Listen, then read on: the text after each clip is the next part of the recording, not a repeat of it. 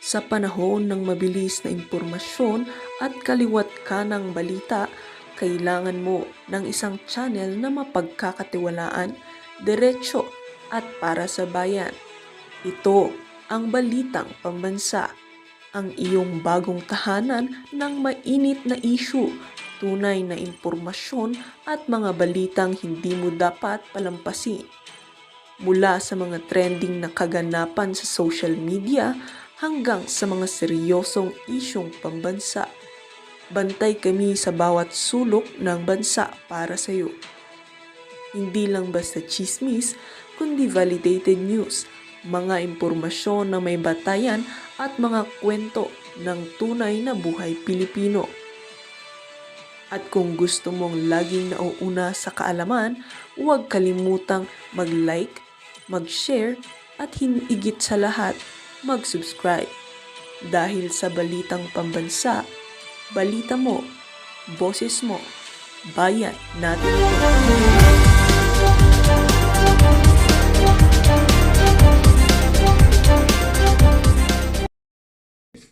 Kitang-kita pag sa pataas-taas ng kilay mo na yan.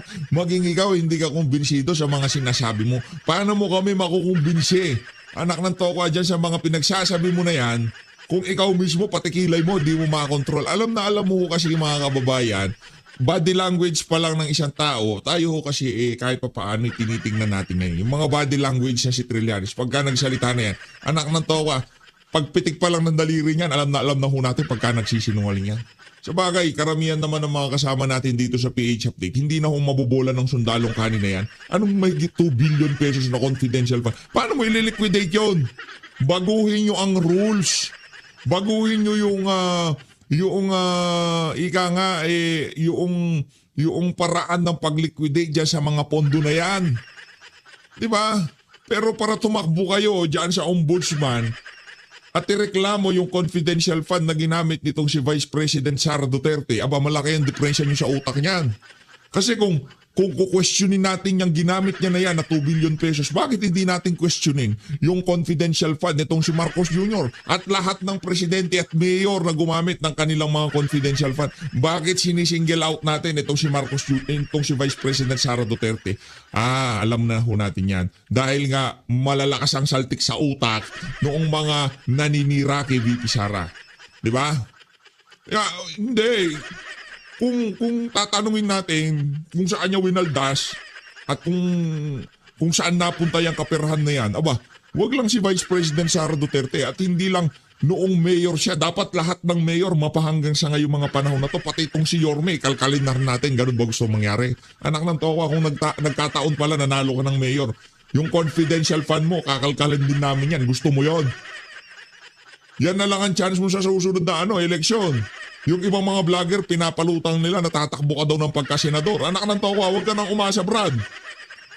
Siguro ngayon relevant ka kasi itong mga siraulo sa Malacanang, mahilig sila sa aso. Diba? Mahilig sila sa mga utosang aso.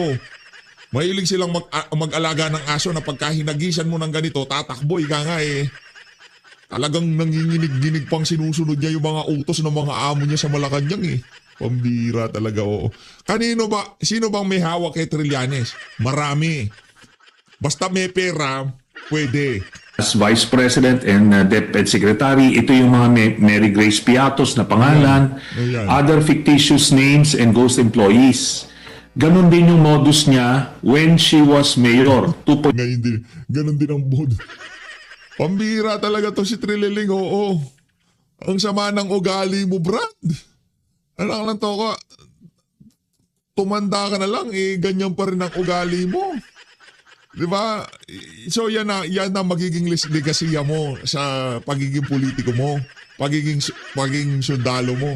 Maaalala nila ang pangalang Trililing, na ang isang Trililing ang nanira at hindi linubayan ng mga Duterte, ganon. Yun ang legasya mo, kasuklam-suklam. Di ba? Marinig lang ng mga ordinaryong Pilipino ang ginawa mo, anak ng toka. Sa tingin ko, pati yung mga kamag-anak mo, sinusuka ka sa totoo lang. Hindi naman. Joke lang, huwag ka magalit. 0.7 billion pesos ang accumulated na confidential funds na nawaldas doon. Then meron din siyang 8 billion pesos overpriced na laptops as nung siya ay deputy. Ito lang ang sigurado ko sa iyo, Trililing. Pagka naging presidente siya, VP Sara, nako, magtago ka na sa saya ng nanay mo. Pagtago ka na sa saya ng nanay mo, sigurado may kalalagyan ka, Brad. Diba? Sa sama ng ugali mo na yan, anak ng tao ka sa mga sinungalingan mo na yan, anong laptop, anong 2 billion confidential fund. Diba? Lagi tayong babalik doon sa argumento, bakit sinisingle out nyo lang si Vice President Sara Duterte? Sa lahat ng ebidensya nyo dyan sa confidential and intelligence fund, pagsama-samahin nyo na. Sa ayaw sa gusto nyo, babalik tayo doon sa argumento. Bakit siya lang ang sinisingle out natin dyan? At paano nyo nalaman na meron siyang kakurakutang ginawa? Confidential nga yan. Hindi pwedeng alamin yan basta-basta. Kahit nga kay Marcos Jr. Dahil yun ang rules, wala tayong magagawa. Kailangan natin sundin. Kahit sandamukal na bilyon pa ang winawaldas nitong bangag na to sa kanyang pamumuno bilang presidente. Dahil nga ang rules confidential yan, hindi ho natin pwedeng basta-basta tanungin. Hindi basta-basta pwedeng ilabas sa mga dokumento. Kung pinambili niya yan ng pulburon, pinambili niya yan ng tsongge, hindi ho natin alam. Diba? Hindi ko tayo pwedeng sabihan natin itong si Marcos Jr. na tag dito winaldas mo yan, ninakaw mo yung confidential fund, dinispalgo mo yan. Diba? Hindi ko pwedeng ganun yun. Kung wala ka rin ebidensyang may lalatag, magmumukha ka lang asong uror, dyan sa kakaiyak mo na yan, Trililing. O ito ho muna tayo mga kababayan, pasadaan ho muna natin, umaaray na ho ang Malacanang. Sa mga ginagawang biro ang lagay nitong si Bangag. Ang sabi ho ng post ng One News, don't joke about the president health. Bakit? Diyos ba yan? Bakit? Wag ba sinabi namin yung verticulitis na yan, diverticulitis na yan, resulta ng pagpupulburo niya, bawal ba yun? Yung bang, pag pinag-usapan namin sa social media, yung diverticulitis na yan, dahil yan sa stress na nararanasan niya, yung wala na silang kawala sa mga kabalbalang ginawa nila sa sambayan ng Pilipino? Bawal ba yon? Anak ng Petrang Karapata, kayo dyan sa Malacanang, at sa tingin ko isa lang naman ang dulo ng post na yan, di ba? Talaga lahat ng kapanalig nila dyan sa mainstream media, talagang sistematiko ang pagpapalabas ng post na yan. Don't joke about President's health. Ang sabi ko dito sa post ng One News, Malacanang has called on the public to treat President Bongbong Marcos' health with seriousness following comments from the sister, Senator Amy Marcos, suggesting he fell ill due to lack of care with the palace. Naku, yun pala yun. Yun pala yun. Ang pinapatamaan pala nila si Amy Marcos. Hindi lang ho yan ang nakikita natin dyan. Kasi sa bawat post about dito sa kalusugan ni Marcos Jr., ang mga nababasa natin na komento ng ating mga kababayan na kung saan hindi ho natin ini-encourage na nagawin nyo yan sa social media. Karamihan ng mga nababasa natin, gusto nila talagang yumao na itong si Marcos Jr. Magurgur na siya kumbaga. Tayo naman dito sa PH Update, di naman natin ninanasa yan. Gusto natin makita na itong si Marcos Jr. Talagang hindi naman pwede yun, ganun-ganun na lamang. Magugur na lang siya ng ganun-ganun. Yung ginawa niya kay VP Sara at sa mga Duterte, pagkatapos niyang ginawa yun, magugurgur na lang siya. Hindi naman ganun yun. Ayaw natin yun. Maging healthy ka hanggang sa 2028 para makita mo talaga hinahanap mo. Diba? Talagang love na love ho niya itong si Marcos Jr. Kayo ba naman, diba? Ngayon, yung mga Talyanista Tensei Mada vlogger, laki-laki daw nakukuha. 6-figure daw ho yan, buwan-buwan. Ano pa kaya yung antikler na nagdadaldal dyan sa, diba? Dyan sa Malacanang mayat-maya, diba? Huwag magpaka-plastic sa mata ng nakararami Castro said. Naku, pinapatamaan itong si Senator Amy Marcos. No? Wala kasing nag-aalaga sa kanya. Sino ba? Yun ho yung video natin kanina. Yung na kung saan itong si Amy Marcos binanatan na yung mga nakapaligid kay Marcos Jr. Kesyo hindi daw siya inaalagaan. Kesyo ginagamit lang daw siya. Umaas kang Pangulo. Wala. Amy Marcos. Ito talaga mga pamilya na to, perwisyo sa sambayan ng Pilipino. Tuloy na ho natin si Trililing. Secretary, meron pang 12 billion pesos na COA disallowances, may 7 billion pesos na unauthorized, unliquidated cash advances.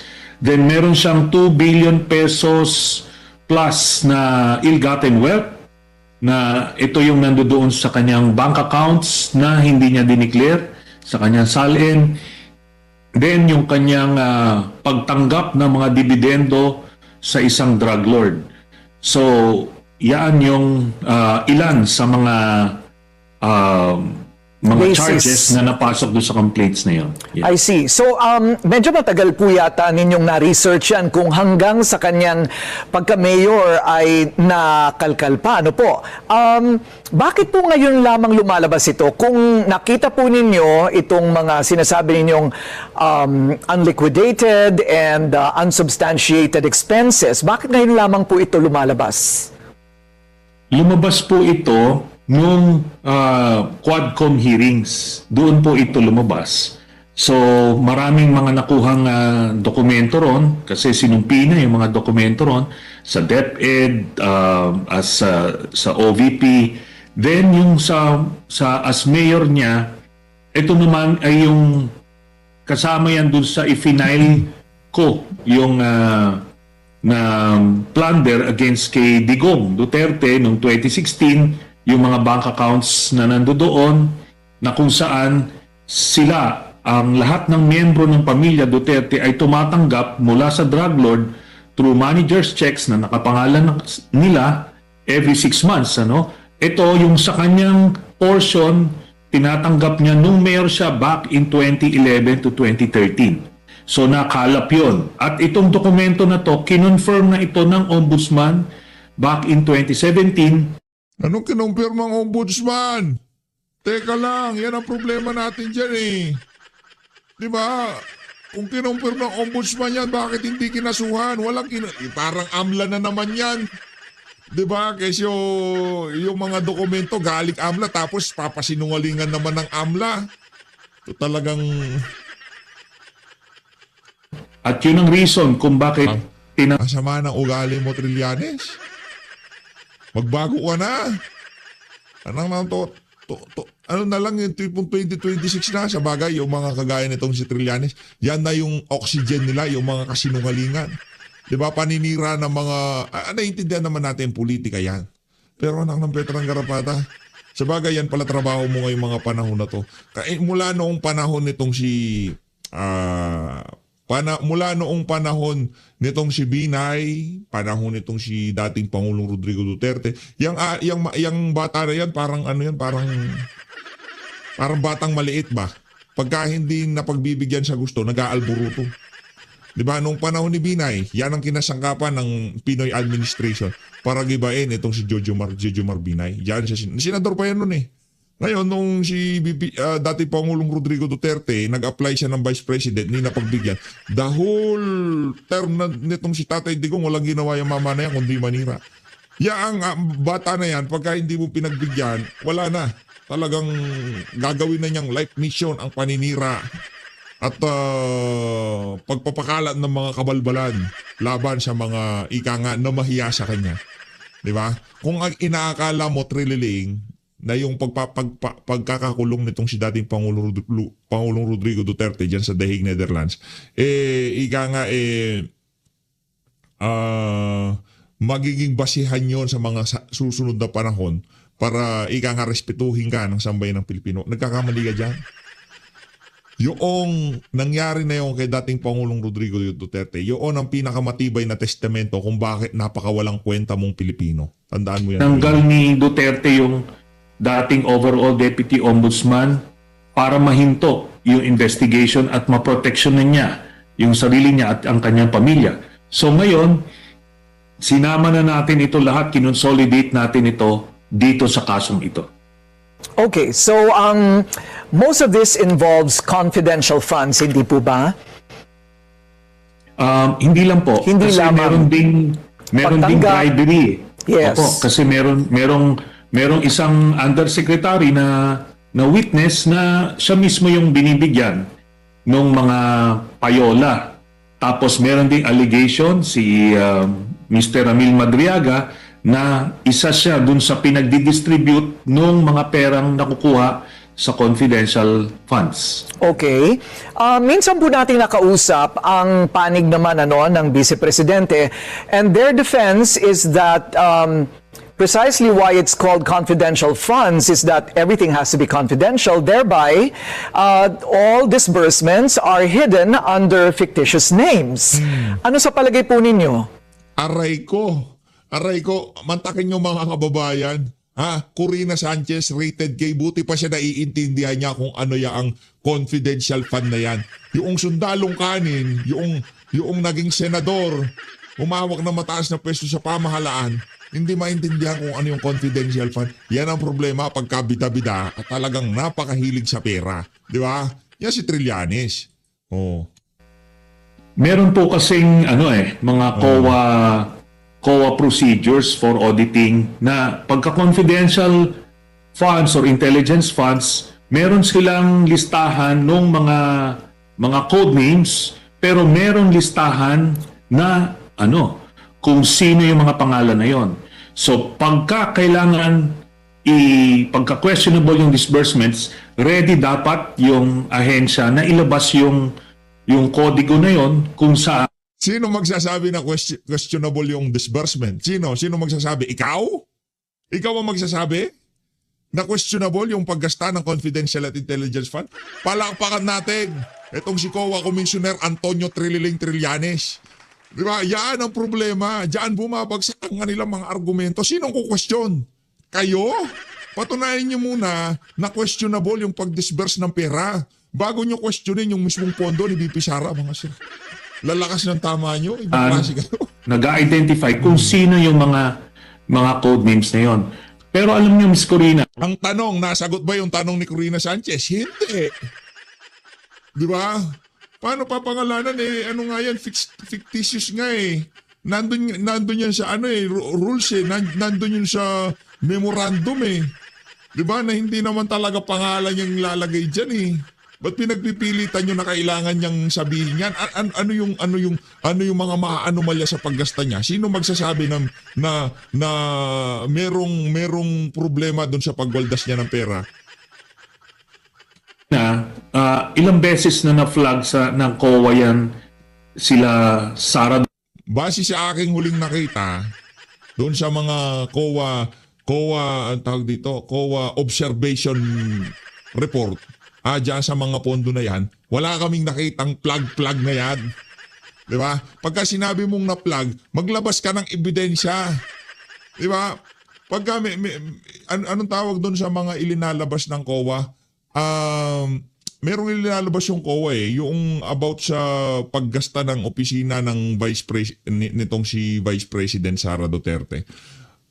Meron tawag doon lagi silang naglalabas ng ganong klaseng observation sa fund na ginagasta ng opisina ng nitong si Vice President Sara. I-comment nyo sa baba, nakalimutan nung natin. Kasi itong si Trililing pambira talaga to di ba? Duterte at Digong Duterte when they were still mayors ng Davao City. 11,000 ghost employees yung na-discover ng COA. Bakit po Sa walang random nangyari? checking nila. Ano po? Bakit po walang nangyari kung dati pa yan na-flag ng ombudsman? Kasi po, nung nagpresidente sila, sino naman ang COA na magde-dare to investigate? Palagi nire-report, nobody's filing the case kasi nga doon may culture of impunity. Diba? O yung lahat ng mga nag-dare mag-investigate sa kanila, pinagtatanggal nila. O kung anong ginawa kay Senator Laila de Lima, nag-investigate ng EJ case, tinanggal, pinakulong. So, paano? Hindi siya yung tinanggal, kaya siya natanggal kasi nakulong siya. Kaya siya nakulong kasi meron talagang kusina ng droga sa Bilibid nung siya pa ang DOJ secretary. Huwag mong imekos-mekos. Huwag mong ihalo ang mga sinasabi mo na yan kung doon sa mga dahilan kung bakit nakulong itong si Saba. Hindi yun ang dahilan. Hindi yung mga kowa-kowa na yan.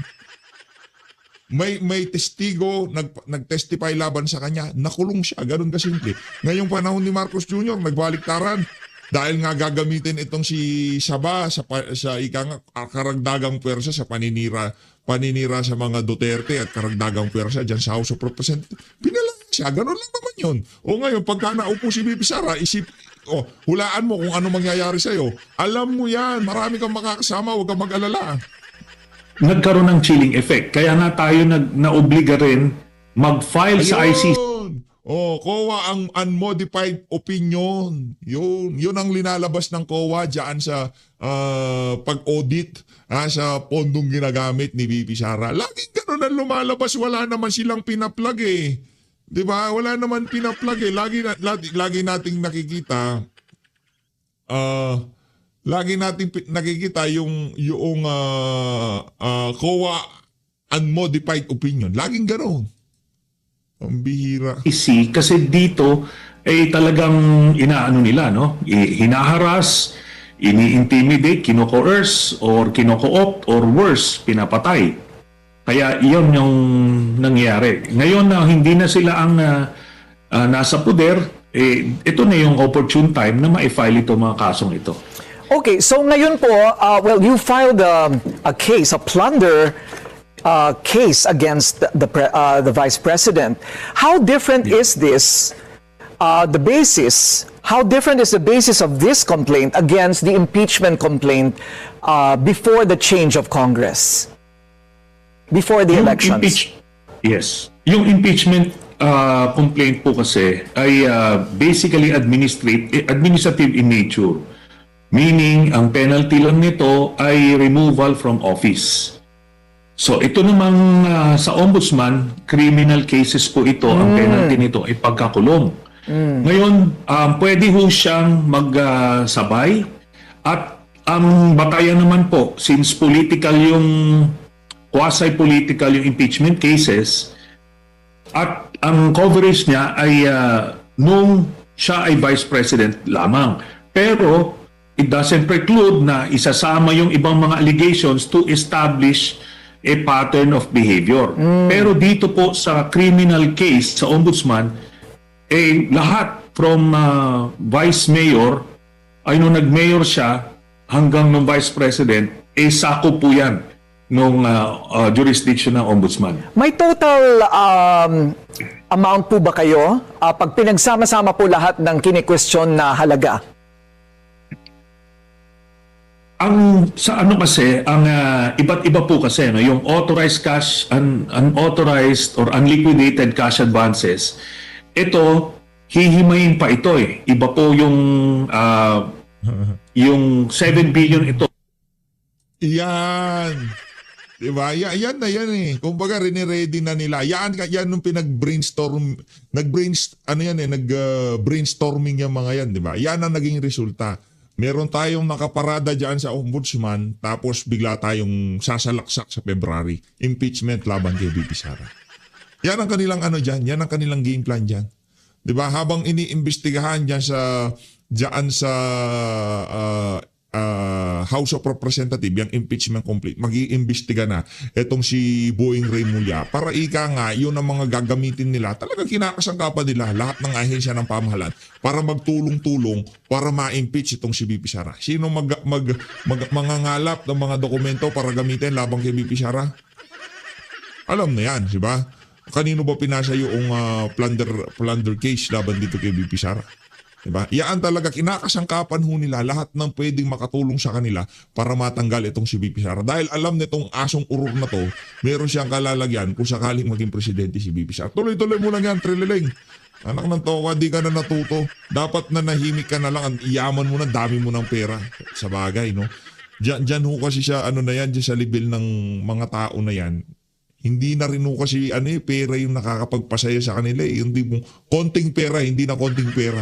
Dapat talaga napakaraming pera, talagang impluwensya at pwesto sa politika ang nagpapasaya dito sa mga walang yan to.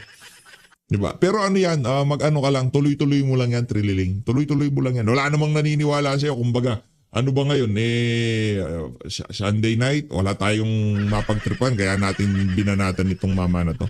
2 days ago na ho itong video ni Trililing na to, kumbaga wala lang tayong magawa. Ang dami ho natin nakaparada dito, pero mayang lumalabas sa feeds natin itong asong uror na to, kaya banatan na ho natin. Total. Pero it doesn't mean lahat ito napunta sa kanya. So meron pong napunta sa kanya, meron napunta sa iba, so kailangan pang himayin yan. Pero sa kanya po yan, sa term niya ng as DepEd Secretary. Nung ito namang 8 billion pesos na laptop overprice, 8 billion pesos yung amount ng buong proyekto, pero kung ilan yung kinita nila doon, 24% nung total amount. So ano siya, magva-vary siya, hindi natin siya mapipinpoint.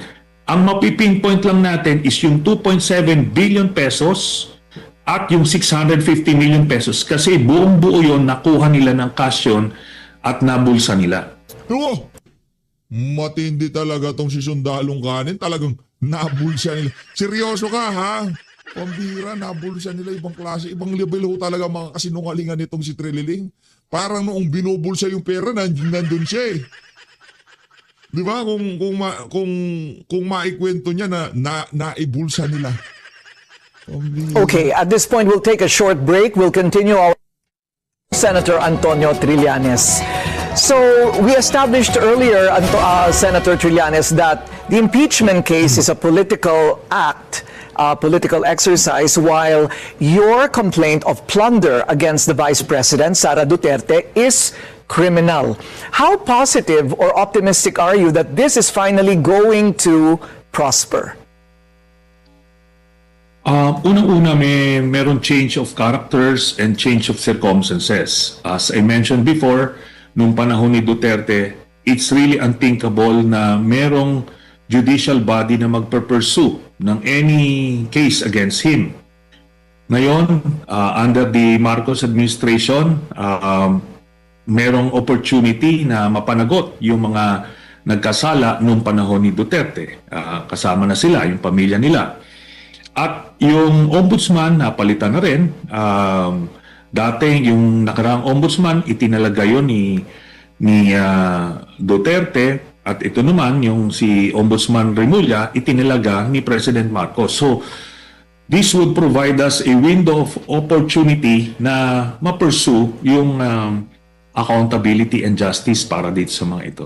But it does not necessarily mean that everyone is trying to preserve the presidency of President Bongbong Marcos. Kasi meron na rin Yes. pong impeachment complaint laban sa Pangulo ngayon.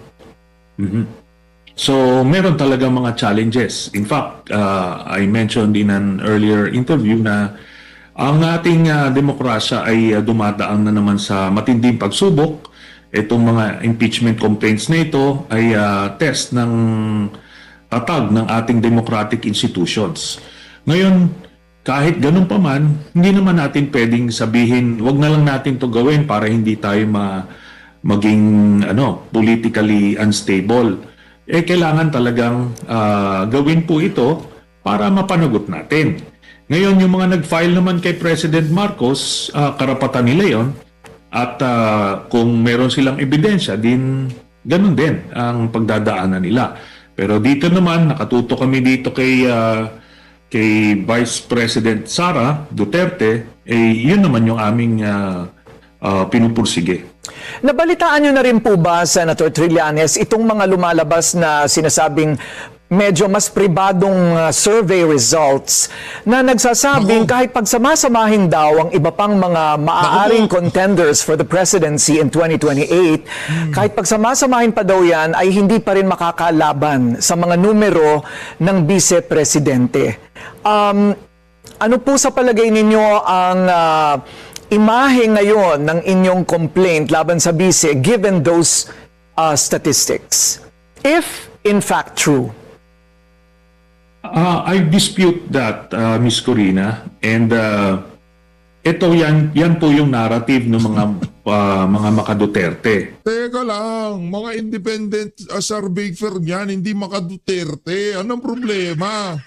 Pagka hindi angkop sa kanilang mga naratibo, ano na yan, pro Duterte na agad. Hindi ba pwedeng independent survey firm? Wala namang problema eh. Kaya yan ang ikakatalo